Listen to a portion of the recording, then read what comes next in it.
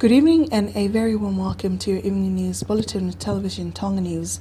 Making headlines, the president of the Free Wesleyan Church of Tonga, Reverend Dr. Ahio, has been re-elected. New packing materials available in Tonga for post-harvest cassava ready to be exported overseas. And Police Superintendent Alani Falevai ends 34 years of serving in the Ministry of Police. These are more stories together with the latest in sports and the weather forecast later on in this bulletin. I'm Fatai Whenga with the news for tonight. The president of the Free Wesleyan Church of Tonga, Reverend Dr. Ahio, has been re-elected. Reverend Dr. Ahio retains the presidency with 326 votes, and Reverend Dr. David Havea was also re-elected as the General Secretary of the Church. He received 328 votes. The meeting to elect the two top office bearers was held this afternoon. The Queen Mother, Queen Halaiwal Mataaho, and Queen Nanasipau, Princess Siulikutapu Kalaniwal Fotofili, and Princess Ofeina Elangi Fafanua attended the meeting at the Centenary Church, Nuku'alofa. Church members also witnessed this afternoon's program. His Serene Highness Prince Tungi has encouraged members of the Free Wesleyan Church to uphold peace and unity during this year's conference. Prince Tungi was welcoming members of the conference from the outer islands and overseas countries. Hundreds have arrived in Nuku'alofa for the church's 90th annual gathering. The program was held last night at the Centenary Church in Nuku'alofa.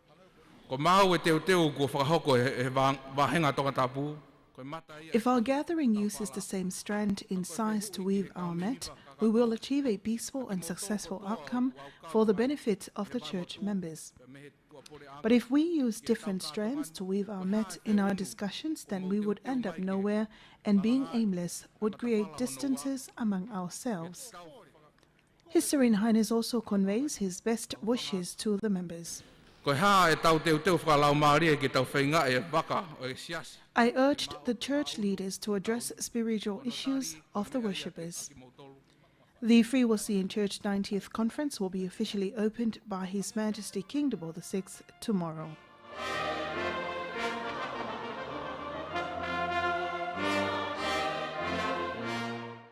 New packing materials for post-harvest of cassava have been launched this morning at the Ministry of Commerce, Tourism and Labour. The materials are to be used when exporting cassava. The program was funded by AusAid under its Pacific Horticultural and Agricultural Market Access Program known as the Farmer Project. The Honourable Minister of Commerce, Tourism and Labour, Dr. William Latu, handed over the sample of the packing materials to the representative of the Packaging and Labelling Committee, Melisisi Finefeuyaki. The new packing materials consist of bags and labels to provide required information, including nutritional information and the expiry date. It will also include the Kingdom of Tonga, the true South Pacific. According to Dr. William Latu, having these materials will help prepare companies and businesses to be ready to trade. I understand that packaging and labeling are among the key issues raised by the private sectors on many forums, and as a key constraint faced by the exporting sectors, particularly the agro-based exporters in meeting the market's standards and requirements.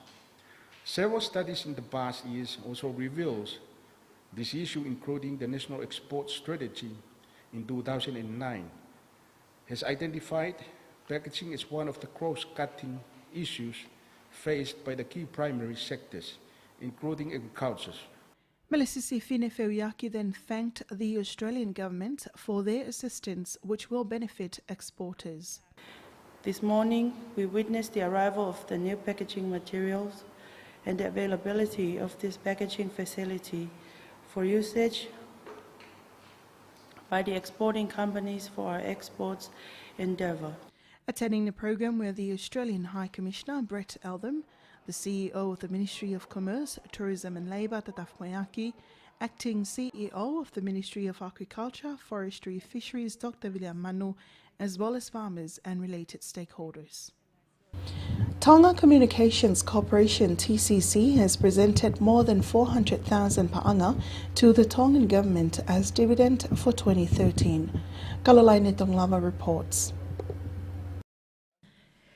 The Honourable Minister of Public Enterprises, Fe'ao Vakata, accepts a cheque for about 400,000 pa'anga from the chairperson of TCC Board of Directors, Aloma Johansson. According to the Honourable Minister, it is the duty of public enterprises to serve the Tongan people and also pay their dividend to help government with its responsibilities. The cheque handed over today is the dividend from TCC, which is a total of more than 400,000 pa'anga. This is 25% of profit collected by TCC in 2012-2013 financial year, which their profit exceeded 1.6 million. The most important aspect about TCC is that they are still able to fulfill their obligations to the government while contributing $6 million towards the fiber optic project in addition to paying dividend. The chairlady of TCC's board of directors, Aloma Johansson, says although they have challenges, they're still willing to commit to their financial activities. The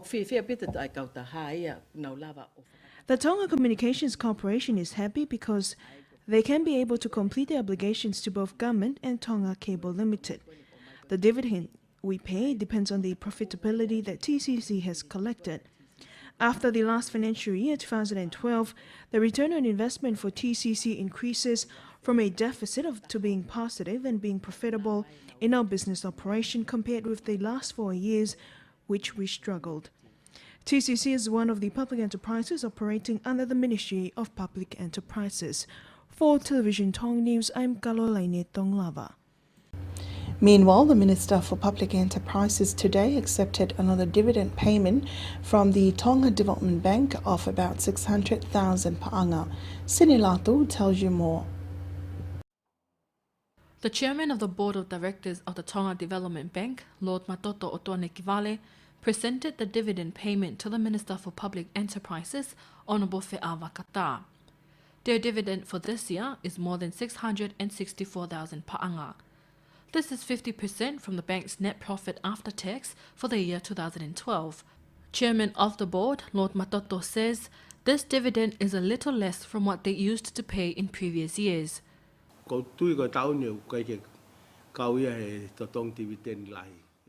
I think that the dividend paid this year is not much compared to the years before, which was averaged at 1 million. The reason for this is the economic situation. Like what the minister has said, there were certain expenses during the year that affected the net profit of the bank, although the income revenue was good, but the expense was higher and it affected the bank's net profit after tax. The Honourable Minister Vakata thanked the bank for continuously paying their dividend since 2003. I'd like to thank the chairman of the board, Lord Matoto Otuanekivale, the directors and all of the staff of the bank for all the hard and good work they've done. This is one of the businesses that pays large amount for their dividend. Meanwhile, the Tonga Development Bank is working towards commercializing their services with help from an overseas company. For Television Tonga News, I'm Sinlatu. The Chief Justice has this morning directed that submission of affidavits by both parties to the application for judicial review from Sione Taione be made in September.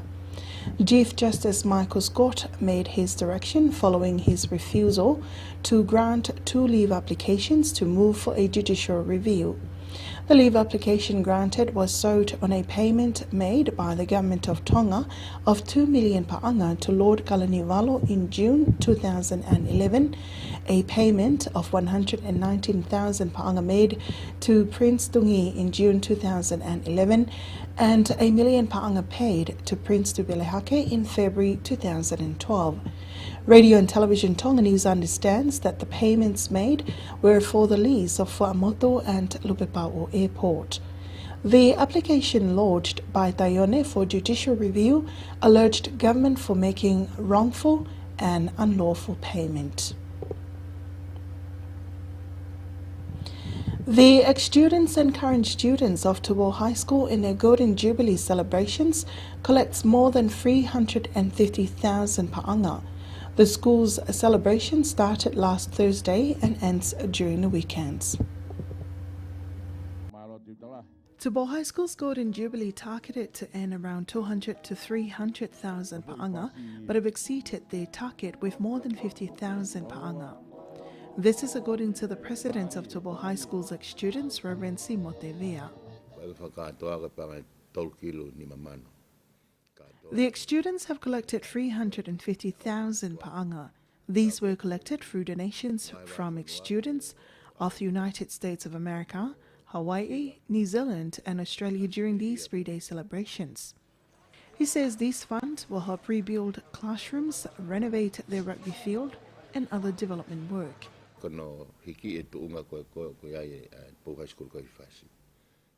With this money collected, we're looking into building new classrooms for the school, building a new stadium that can be used for the 2019 South Pacific Games through help of the government, build a lab in Tubo High School and other development work to help boost the school's education standards. We're also looking at boosting music and sports in the school this year. The president was also questioned on the dissatisfaction of some students in regards of the financial reports, but the president says all their financial records have been audited and being distributed among the students, and they were satisfied with it. The Ministry of Police has marked the retirement of Superintendent Devita Vayola Falevai, better known as Alani Falevai. Sinlato reports.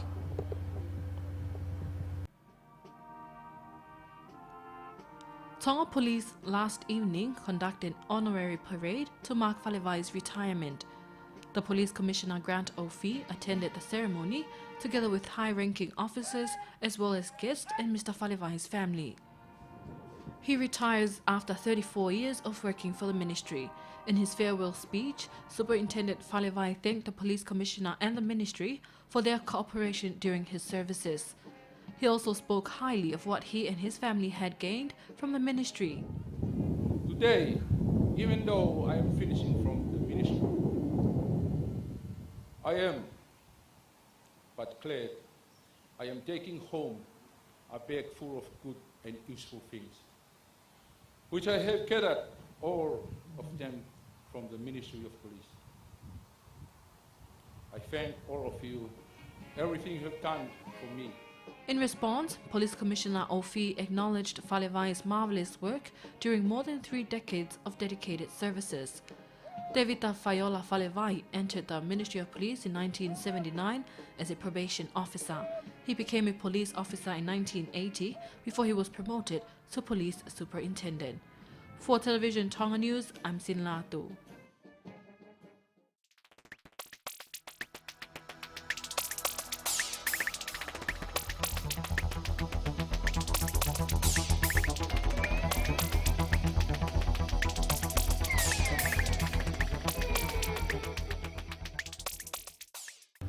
And that's the local news. Pacific is up next.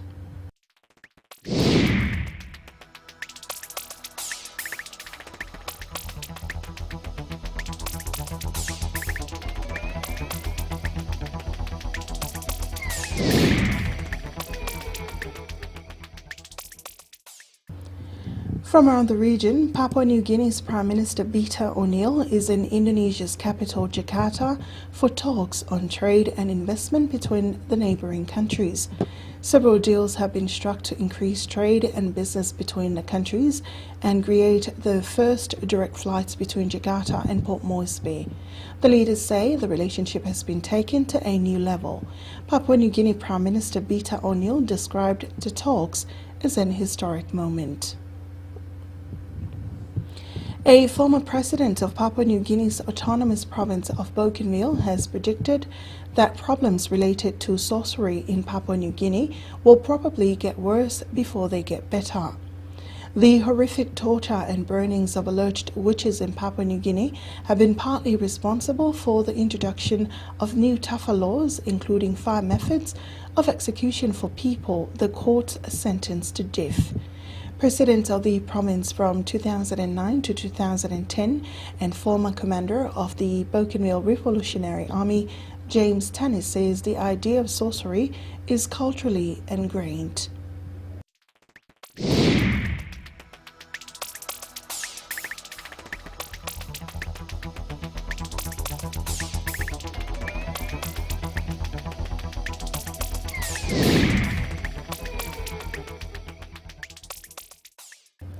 And that's the Pacific News. Sports is up next.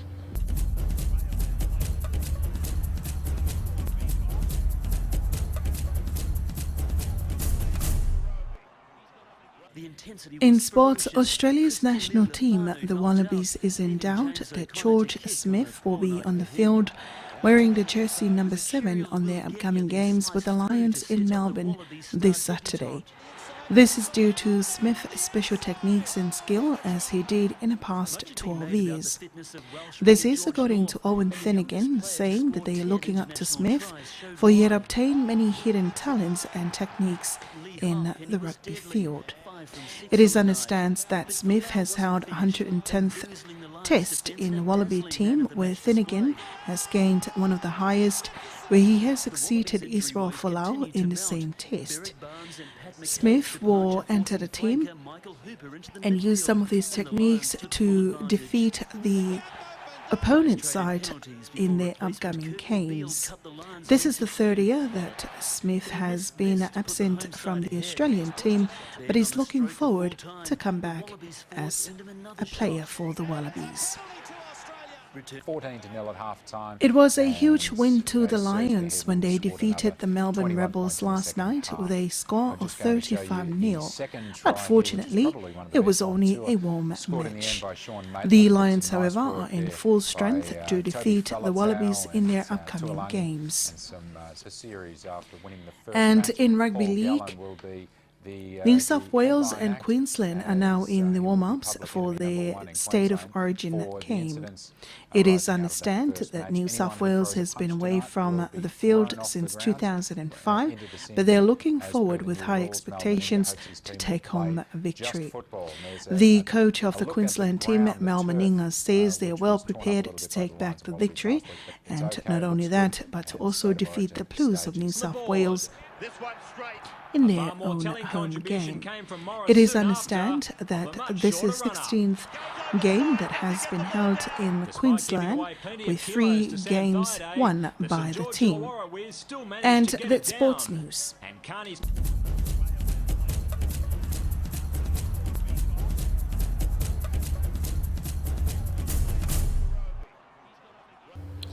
And from the international scene, the US is to open direct peace talks with the Taliban.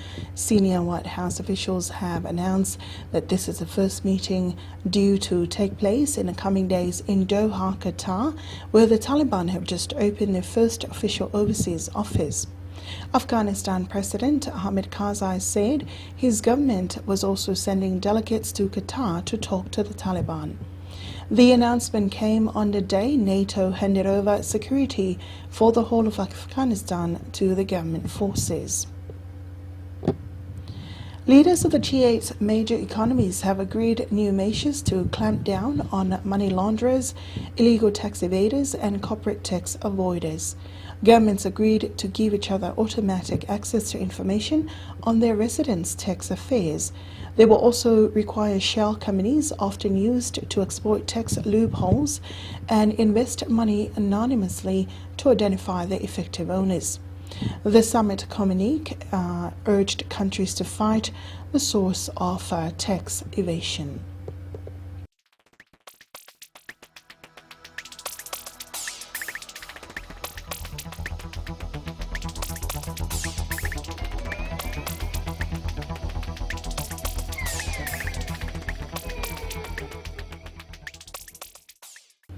And that's from the international scene, but here's a look at today's latest weather.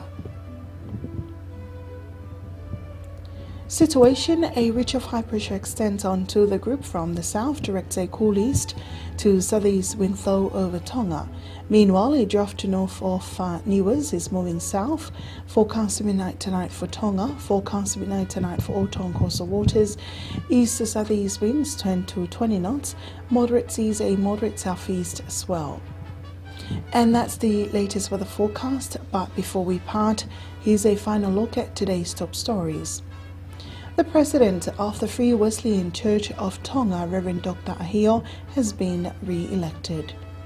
New packing materials available in Tonga for post-harvest cassava ready to be exported overseas.